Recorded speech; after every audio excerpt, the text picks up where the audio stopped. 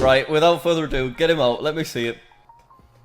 Oh my god, unbelievable. Yeah, this is real. This isn't clickbait. It's PewDiePie's actual diamond play button. Let me show you this. We're on eBay. PewDiePie's YouTube plaque, 100% real. Postage, 70 pence. Not bad. Item location, Brighton, United Kingdom. And then there's just a collection of horrifically taken photos. He could have given it a wipe. Look at the state of it. And why does he have 3 different duvet covers? What's that about? Obviously, I'm sure you've got a lot of questions as to what's going on. But the title is true. A few months ago, PewDiePie got rid of his play button along with quite a few other things because he didn't want to be as materialistic anymore. But a bin man from Brighton found this play button in a bin and then sold it on eBay. I'm not making this up. Sold for £415. So obviously we need to reach out to the guy that purchased this. Now before we speak to him, I discussed this in the video, but I want to make it very clear that Elliot has reached out to PewDiePie and got confirmation that he is not bothered that he now has it and he doesn't want it returned to him. Alright, enjoy the interview.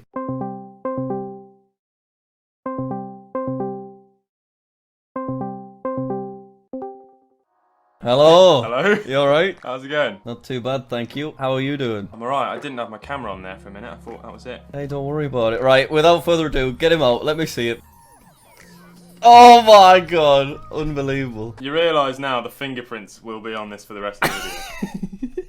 Yeah, that is the issue with them. I've heard people complain about that in the past, is that it just instantly gets mucky. Have I ruined it for you? Have I ruined your nice shot? That took me about 20 minutes. Oh, I'm sorry about that. No matter how clean your hands are, or even if your hands aren't even remotely sweaty, just fingerprint is there for it. You have to then vigorously rub it with a microfiber cloth until it goes. So basically, I just wanted you to start from the beginning and explain how this came into your possession, please, Elliot. So, I buy a lot of stuff on eBay. Mm-hmm. The nature of what I do involves me spending a lot of time on eBay to try and find faulty bargains to repair. So I was on eBay looking for a YouTube notebook. I've got a little notebook that I write all my notes in and my scripts and stuff. And I just typed in YouTube, clicked newly listed, and I kid you not, it was like 2 listings down. Had it been on there a while, or did you just happen to find it when it was first put up? Literally on there for like, I don't even think it was on there for a day. I think it was like a matter of minutes. It was like the 3rd listing down. So did you bid for it, or was it a buy it now? So it actually had 3 bids on it. Oh, right. And it was at £38. Right, okay. But then in the description, he was like, the seller said, feel free to send me an offer. So I was like, all right. So I just sent him an offer of £400. This sort of thing doesn't really have a value. Plus, you can't look at like the recently sold listings because it's not like there's many that's ever been sold. I don't think any have ever been sold. I paid what I was willing to pay for it, and he just said, yeah, he took the money. Is there like a description of how he got it originally, the guy? Or did you have to find out that from him? I sent him a message and said, you know, how did you get hold of this item? I made a little video about it, and there was a few people in the comments who said like, that's definitely fake. It's obviously fake. This sort of thing is not really very easy to fake. You'd have to go through a lot of effort. Obviously, I was skeptical, so I sent him a message and said, look, please explain. And you can see on eBay the seller's location, and it said Brighton, which is where Felix abides. I was like, okay, that's a good sign. And then he said he was a bin man, and it was in the bin, and then he just took it home. And that also is a good sign, because Felix made a video recently that was talking about how he got robbed in Japan, and when he came back to the UK, he wanted to sell a load of his stuff so that he was less materialistic and there was less stuff for people to steal. And he said he threw out his awards, which is what this was. So all the stories lined up, and it was within like a few days after Felix's video, so it all seemed to check out from my limited detective work. I can't believe that that Felix just whacked it in his wheelie bin. You feel like he'd have gotten rid of it in some kind of fancier way, you know what I mean? I mean, I don't know. We ain't gonna know what that mindset is like. I don't think the first port of call for me, if I was to bin such a important award, would be to just throw it in a bin. I feel like if you really wanted no one to have it, you'd maybe take it to get disposed of by some sort of professional, but oh well. I wonder if that's against their conduct to take things from bins and resell them. Let's not get into this. From the research that I did, first of all, he's a bin man. This thing weighs 5 kilograms, right? It's a heavy item. I can just about lift it. To find an item like that, I don't know how he was going about doing it. I believe he said it was some sort of a private company, so I don't think it's your average, you know, dustbin lorry comes past and picks up the green wheelie bin. I think it was a manual job, and he picked out the black bag, and it obviously weighed a ridiculous amount. As far as the legalities are concerned, I believe as long as there was no sort of breaking and entry. Yeah, because it's not stealing, is it? Because he didn't want it anymore. I don't know, mate. So, yeah. I couldn't tell you. I couldn't tell you. But what I can say is that the first thing I did when I got it, when it arrived, was I messaged two very close people to Felix, and I got confirmation back that he didn't care, and I gave them every opportunity, first and foremost, if he wanted it back. So my first port of call was to make sure that it was okay for me to own it. Yeah, that was great to do. I didn't commit any offence, I just bought an item on eBay, and then I contacted the original owner of said item to negate any sort of potential liability for me owning a contraband thing. He said he didn't care, which is in line with why he threw it in the bin in the first place. Yeah, it was really, really good and kind of nice of you to just confirm that with him, even though you kind of knew already from his video. So you've got your own play button, haven't you? I do, yeah, a lovely silver play button. Thank you. Yeah, it is. It's a bit shit by comparison. Don't say that. I've got like that's all I've got. Nah, you've got a little bronze one. That's pretty desirable. I've got 4 silver ones and 3 gold ones. Mine arrived all like scuffed up, and then it had a little card saying this has been inspected by Rick. Pretty certain Rick has inspected all of them. All of mine say inspected by Rick as well. Rick's a busy fella, isn't he? Rick's working around the clock, mate. And it was like all scuffed up, and it said like, if there's any issues, give Rick a call. It didn't say that, but it had like an email address on the back, and I emailed them, and I said, look, mine's arrived all scuffed up. Do you reckon I can, what can we do? And they said, send us some photos, so I did. And they said, we wouldn't render this sufficient damage for a replacement. I was like, well, I'll be the judge of that. I've worked hard for this. Is it like just tiny little dents on them? It's almost like a grazed knee. It's only like a surface scuff. Oh, right, it's not it's not any sort of structural thing. It's just an aesthetic. But I think the silver ones, if you were to buy a replacement, I think they're like £200.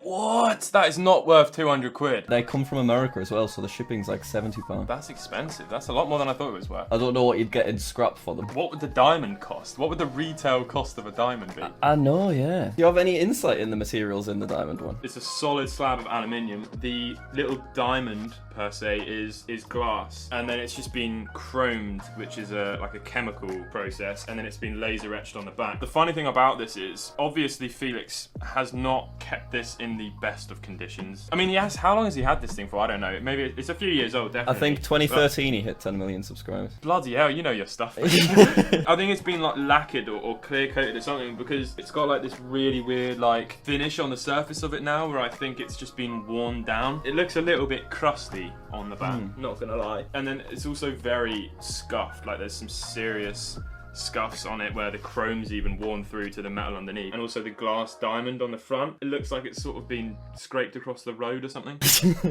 I know he gave his gold play button to a random guy on the street. I think he sold it at some point to a random guy for like a hot dog or something. Port of call, I'll go down if I get a gold one. Give it to a guy for a hot dog. What's just crazy is the fact that it ended up in your hands, and you're a YouTuber that sort of does this full time as well. Just so unlikely when anybody could have purchased it. I mean, Felix has got 100 and whatever it is million subscribers. One of them is probably like the most die-hard fan who has pictures on his wall, and that would be the person you'd presume would own an item like this. But I'm just a random dude in a small little island who has this on display. It's pretty mad. It's really nice that you were able to get it, because other people that aren't YouTubers already wouldn't have had the connections to kind of reach out to Felix and just confirm that he's okay with you having it. Well, one of them was a friend of a friend. The other one was just blindly messaging on Twitter, and I got lucky. I mean, I don't want to be like self-righteous, but I just feel like the first port of call would be to contact the original owner. Yeah, but he threw it in the definitely. bin, so he obviously didn't care about it, and that sort of coincides with the reason I have it now, I suppose. Well, congratulations on your amazing purchase. Go on, get it back in front of me camera again.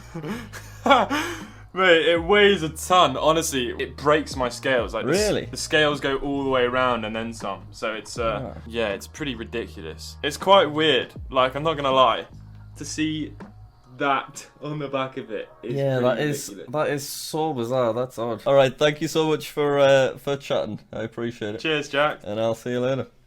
Bye. Massive thank you there to Elliot for doing this interview. Really appreciate it. So as I said in the video, Elliot does have a YouTube channel. He's got 236,000 subscribers. And he basically does videos related to Game Boys. He repairs them, he improves them, that kind of thing. And his videos are beautifully put together as well. Quite embarrassing really that this guy with 1/5 as many subs as me has infinitely better quality and all I've got is this bloody webcam.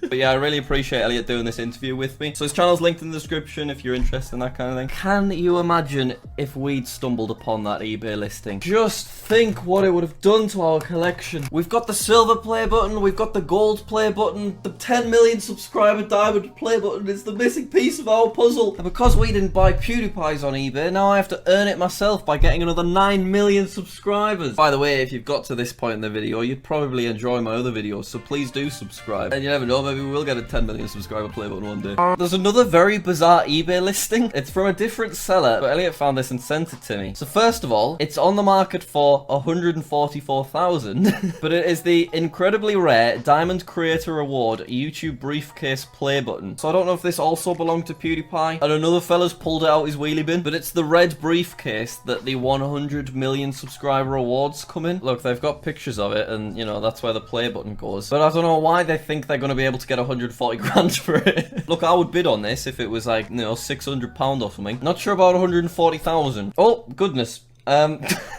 Guy's gonna have to blur that. There's also several naked women in the similar items. I just want to point out this isn't based off my search history. These are similar sponsored items. Actually thinking about it, there's only 2 channels with 100 million subs. T-Series and PewDiePie, and this seller's based in London. So I'm assuming this did belong to PewDiePie, and someone's just stumbled upon it at like a tip or something. This whole thing's so weird. I don't know. Have you got any theories? Let me know in the comments down below. But that's the extent of things. Someone bought PewDiePie's 10 million subscriber diamond play button off eBay for £415. Insane. Elliot, thank you for chatting to me about this. Once again, his channel, The Retro Future, is linked in the description. We'll link his second channel as well because he did a video on the play button there, so you can see some more info on it. Once again, please subscribe because I don't think there's going to be any more diamond play buttons on eBay. So if I want one, I'm going to have to get 10 million subscribers, and we are a long way away. Thanks for watching. Stay tuned for more play button videos. I've got another one out this week, actually. And yeah, I'll see you later. Bye-bye.